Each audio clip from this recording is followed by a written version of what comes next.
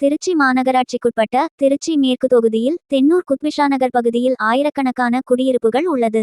திருச்சி மாநகராட்சி 28வது வார்டுக்குட்பட்ட இந்த பகுதியில் இஸ்லாமிய மக்களே பெரும்பாலானோர் வசித்து வருகின்றனர். இங்கு கடந்த 3 ஆண்டுகளாக சாலை வசதி, பாதாள சாக்கடை வசதி, குடிநீர் வசதி செய்து தரப்படவில்லை. மேலும் பாதாள சாக்கடை பணிகளுக்காகவும் குடிநீர் குழாய் பதிக்கவும் தோண்டப்பட்ட சாலைகள் அப்படியே கிடப்பில் போடப்பட்டுள்ளது. இதனால் 3 ஆண்டுகளாக மக்கள் பெருமின்னல்களை சந்தித்து வருகின்றனர். நகர்ப்புற வளர்ச்சித்துறை அமைச்சர் KN நேரு, மாநகராட்சி மேயர் அன்பழகன் மற்றும் வார்டு கவுன்சிலர் பைசகமது ஆகியோரிடம் மனு அளித்தும் அமைச்சர் நேரில் ஆய்வு செய்தும் தற்போது வரை சாலைகள் சீரமைக்கப்படவில்லை. 3000த்திற்கும் மேற்பட்ட இஸ்லாமிய வாக்காளர்களை கொண்ட இந்த பகுதியை 3 ஆண்டுகளாக கண்டுகொள்வதில்லை. சமூக நீதி பேசும் திமுக அரசு இஸ்லாமியர்களை புறந்தள்ளுகிறது என்றும், வாக்கு வங்கிக்காக பயன்படுத்தப்பட்ட இஸ்லாமியர்கள் வசிக்கும் பகுதிகளில் அடிப்படை வசதிகள் செய்து தரவில்லை என குற்றம் சாட்டி இன்றைய தினம் அப்பகுதியில் வசிக்கும் இஸ்லாமியர்கள் 100க்கும் மேற்பட்டோர் அமைச்சர் மற்றும் திமுக அரசை கண்டித்து ஆர்ப்பாட்டத்தில் ஈடுபட்டதால் பரபரப்பு ஏற்பட்டது. வருகிற வெள்ளிக்கிழமைக்குள் அடிப்படை வசதிகள் செய்து தர வேண்டும். சாலைகளை சீரமைக்காவிட்டால் தென்னூர் பள்ளிவாசலில் ஜும்மா தொழுகை முடித்துவிட்டு பின்னர் 2000க்கும் மேற்பட்டோர் சாலை மறியலில் ஈடுபடுவோம் என்றும் அமைச்சரை கண்டித்து போராட்டம் நடத்துவோம் என்றும் எச்சரிக்கையுடன் தெரிவித்தனர். கண்டிக்கிறோம் கண்டிக்கிறோம் கண்டிக்கிறோம் கண்டிக்கிறோம் 3 ஆண்டு காலமாக புறக்கணிக்கப்படும் முஸ்லிம் சமூகம் 3000 வாக்குகள் கொண்ட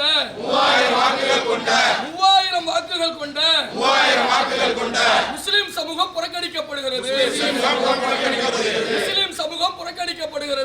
கவுன்சிலரே, மாநகராட்சி மேயரே கமிஷன் சண்டை வேண்டாம். உடனடியாக சாலையை சீர் செய்யுங்கள். கண்டிக்கிறோம் 3 ஆண்டு காலமாக எந்த வேலையும் செய்து தராத திமுக அரசை கண்டிக்கிறோம். செய்து கொடு உடனடியாக செய்து கொடு.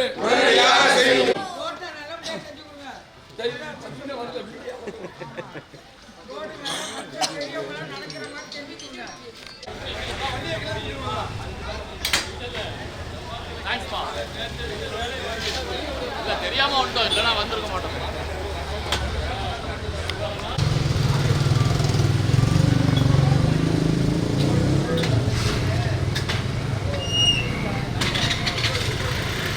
திருச்சி மாவட்டத்திற்கு சொந்தமான 28வது வார்டு, இது மாநகராட்சியுடைய வார்டு.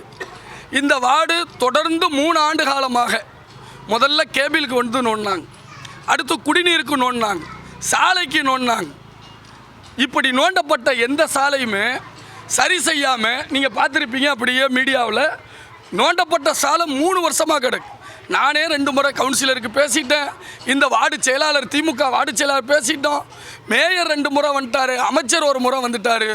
ஆனால் இந்த வார்டுக்கான எந்த வசதியும் செய்து தராமல் அப்படியே இருக்குது. 3 வருஷம் ஆச்சு.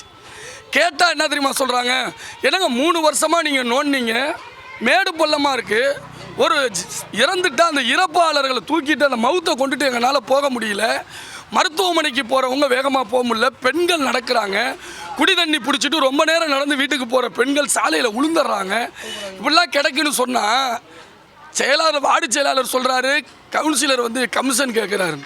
கவுன்சிலரை கேட்டால் மேயர் வந்து கமிஷன் கேட்குறாருன்னு கவுன்சிலர் சொல்கிறாரு. என்னால் சொந்தமாக இயங்க விட மாட்டுறாங்கன்னு கவுன்சிலர் சொல்கிறாரு. இல்லைங்க கவுன்சிலர் நீங்களே இப்படி சொன்னீங்கன்னா எல்லோரும் என்கிட்ட கமிஷன் கேட்குறாங்க, அதிகாரிகள்லாம் கமிஷன் கேட்டாங்கன்னா நான் எப்படி கமிஷன் கொடுப்போன்னு. அப்போ இந்த வார்டுக்கு சொந்தமானவர் தான் எங்களுடைய அமைச்சர் KN நேரு அவர்கள் வந்து இதில் 3000த்துக்கும் மேற்பட்ட இஸ்லாமிய வாக்கு அவருக்கு வேணாமா? நாங்கள் தொடர்ந்து புறக்கணிக்கப்படுறோம். நாங்கள் சாலையில் நின்று தினம் கத்துறோம். அப்போ அமைச்சருக்கு முஸ்லீம்கள் வாக்கு தேவையில்லையா? இந்த பாருங்கள், ஜமாத்து பொதுமக்கள் நிற்கிறாங்க, பெண்கள் 100க்கும் மேற்பட்டவங்க நிற்கிறாங்க, எல்லாரும் எதுக்கு நிற்கிறாங்க? இப்போ நாங்கள் எதாவது பேச போய் இது ஒரு அரசியல் எதிர்ப்புலாம் இல்லை. எங்களுக்கு திமுக அரசுக்கு 70க்கும் மேற்பட்ட சதவீதம் முஸ்லீம்கள் வாக்கு போட்டோம். இந்த தெருவு அடிப்படை வசதி புறக்கணிக்கப்படுது, அடிப்படை வசதியை செஞ்சு கொடுங்கன்னு கேட்குறோம். வெள்ளிக்கிழமை ஜமாத்துடைய தலைமையில் பள்ளிவாசலில் 3000-4000 பேர் தொழுவாங்க. எங்களுக்கு 4 நாளுக்குள்ள அமைச்சர் விசிட்டிங் வந்து உடனடியாக இந்த வார்டுகளை பார்த்து சரி செய்யலைன்னா 2000 பேருக்கு மேற்பட்டவர்கள் வெள்ளிக்கிழமை தொழுதுட்டு ஜமாத்துடைய தலைவர், செயலாளர், பொருளாளர் எல்லாம் இருக்கிறாங்க.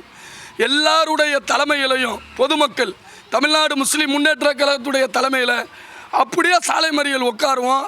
அமைச்சரை கண்டித்து தான் உட்காருவோம். ஏன்னா அமைச்சர் 3 வருஷம் ஆச்சு.